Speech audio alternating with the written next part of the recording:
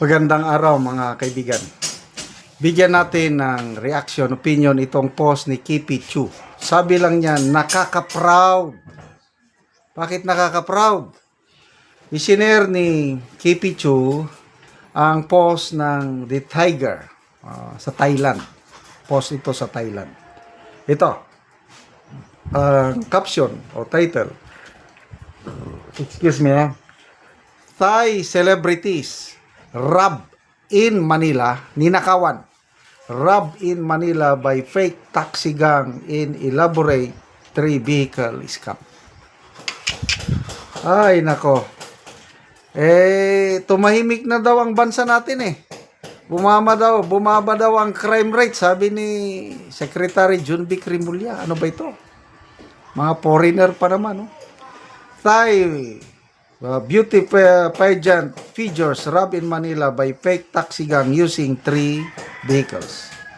2 Thai celebrities have described being robbed in Manila by a gang posing as taxi drivers and are warning travelers never to hand their phone to a stranger and always to book rides through verified apps. Alex Nateruds, who holds the title of Mr. Universe Thailand 2026, and Meriza Risa, first runner-up of Miss Universe Sakyao 2025, were targeted on 13 June after attending the Manila International Fashion Week. Unable to book a ride through an app, they boarded an unmetered taxi waiting outside a 7-Eleven. The gang used 3 vehicles in sequence. The first driver took a wrong road before claiming his car had broken down, then offered to flag down a second taxi. Once they transferred, the second driver said he did not know the way to their hotel and asked Alex to show him the route on his phone. Alex handed over his iPhone 17 Pro Max. The driver then said he could not complete the journey and asked to borrow the phone to show the route to a third taxi.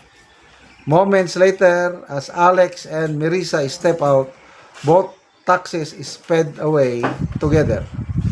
A black car then pulled up and offered to take them to a police station. Alex said the direction the driver pointed in contradicted what local residents told him. Suspecting that the car belonged to the same gang, he and Marisa ran. The pair filed a report with Philippine police, who accompanied them back to the scene and began reviewing CCTV footage to trace the vehicle plates. The phone had not been recovered at the time of writing. Alex posted the account on his personal Facebook page as a warning to other travelers.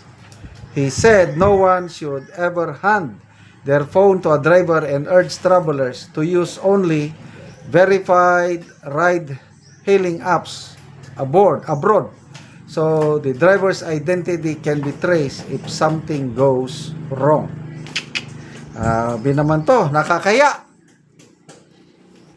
Kaming mag-asawa, basta magpunta kami sa Manila, hindi kami sasakay sa mga ordinary taxi. Magpabook talaga kami sa, anong tawag doon? Grab.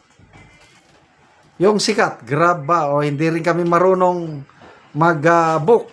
Kaya tawagan namin, pamangkin, anak ko, i-book nyo kami mga anak. So mayroon pa yung isa, yung kakumpetensya ng Grab. And I tell you, napaka-safety sumakay sa Grab. Wala pa kaming na-experience na niloko kami ng Grab. Yan ang kabutihan.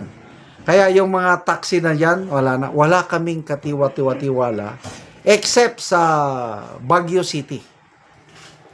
Mapapagkatiwalaan mo talaga ang mga taxi drivers. Siguro, one of the pinaka-honest na mga taxi drivers sa buong bansa. Pwede kong iposta ang maaasahan nyo basta Baguio City na mga taxi drivers. Kasi nga, yung ugali ng mga igurot, yung sabi nila, yung inayan ba yun, yung kultura nila na hindi sila gagawa ng masama sa kanilang kapwa. Kasi yun ang turo sa kanila. But anyway, speaking of Philippines, kaya bagsak ang ating turismo dahil sa isa na yan, yung peace and order situation natin. Anong year ba yung may survey na ang bansa na pinakadelikado na puntahan ng turista is Pilipinas? 2025 ba yun o 2024 ba? At inamin naman ni Secretary John B. Cremulya na yan talaga ang perception ng publiko. Ano naman ang sinasabi ng PNP? Ngayon, ipinagmamayabang ni John B. Cremulya. Bumaba na daw ang crime rate. To me, wala akong basta gumabi na, hindi na ako masyadong lumalabas. Kasi ang mga adictos, benedictos, nagbalik na naman. Sayang yung magandang ganansya na nangyari, yung bunga ba ng war on Polvoron ni Tatay Digong kapanahonan niya, bumalik na naman. Kaya, ito, merong, kailan ba yun? I think last year, pinatay. I think, hindi ko alam, mga South Koreans, yung nadidiskrasya talaga, nasasawi. Dahil sa kalokohan ng ibang kababayan natin na nakakaapekto sa ating imahe as a nation. Kaya nga ang Pilipinas, isa sa mga pinakadelikadong lugar na puntahan, yung unsafe ang Pilipinas. And that is all because of leadership. So kahit anong sasabihin ni Secretary John B. Cremulya na bumaba ang crime rate sa bansa, hindi ako naniniwala. Mas mabuti pa yung paliwanag ng Auntie Claire na hindi ko naman nakita yung mga nangyaring ganyan, kaya not counted yan, dapat makita ko. So ano ngayon, Auntie Claire? Pasok! Anong dahilan mo? Bakit nangyari ito na mga turista o bisita natin from Thailand na bibiktima ng ganitong gang? Nakakaya. Salamat mga kaibigan sa inyong pagsubaybay sa channel nito. Nakakatulong kayo ng malaki sa tribong Talandig ng Bukidnon dahil ang income natin sa channel nito is pantulong po sa tribo. Namimigay tayo ng libreng yero at pako para makapagpatayo sila ng mas maayos na tirahan. Panoorin nyo ang video na ito. Muna ni ang mga yero sa ipanghatag sa mga taong kadtong mga nakigpuyo lang o kadtong mga daot na ilang balay o karon muna ni sila ang mga tao.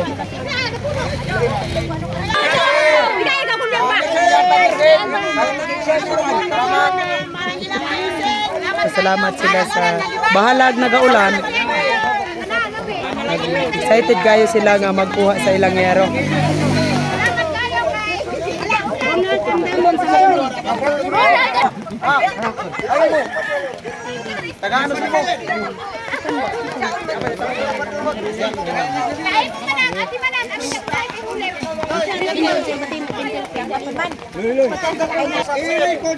Sana ato.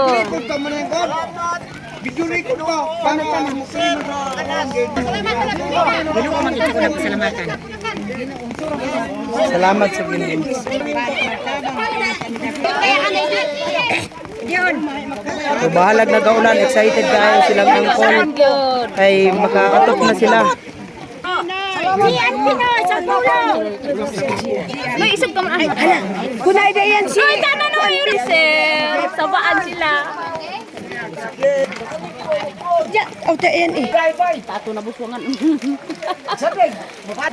Muna ni ang balay ni angkol. Nakita yun nato nga nangahulog na gani ang uban niya lata na gid kayo. Og muna ni ang kadako sa buslot sa balay ni angkol. Nga dagko na gid kaayo. O muna ni ang itsura sa iyang balay. So karon nga nagaulan so natagaan siya gero so mag-atop na si angkol karon. O nagaulan na nagani ang ilang salog. At sa Ginoo o salamat usab sa nag-sponsor kay akong atop matupan na gyud kay nga buslot na. Oo. Dili na gid may matuluan. Salamat kayo.